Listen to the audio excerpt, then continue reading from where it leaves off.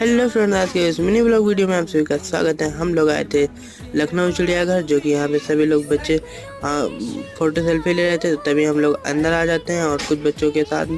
So guys, यहाँ पे बहुत ही अच्छा लगता है चिड़ियाघर के अंदर। और तभी हमको दिखता है एक सेल्फी पॉइंट, जो कि लिखा था आई लव लखनऊ जू। सो गाइस, सभी लोग यहाँ पे सेल्फी ले रहे थे और तभी हम लोग आगे चल देते हैं और यहाँ पे हमें दिखाई देता है एक शुतुरमुर्ग, जो कि गाइस बहुत ही बूढ़ा लग रहा था। तो गाइस, यहाँ पे आप लोग दिखा सकते हैं कुछ इस प्रकार का था शुतुरमुर्ग। तो गाइस, तभी हम लोग शुतुरमुर्ग देख के यहाँ से चल पड़ते हैं और यहाँ पे बहुत ही बच्चे आए हुए थे। तभी हम लोग रेल की पटरी पे आ जाते हैं।